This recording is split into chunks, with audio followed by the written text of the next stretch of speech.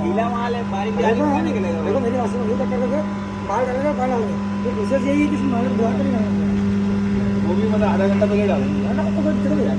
देखो आपका सही नहीं हुआ, देखो ना मतलब माल अपना आधा घंटा पहले पानी में डाल दो, बहुत मोटा माल गल जाएगा। बहुत बढ़िया माल है ये, नीचे माल गल जाएगा ना, अपने बारीक बारीक आएगा माल। दिखने में चला लो माल, कचौरे के ऊपर डालेंगे तो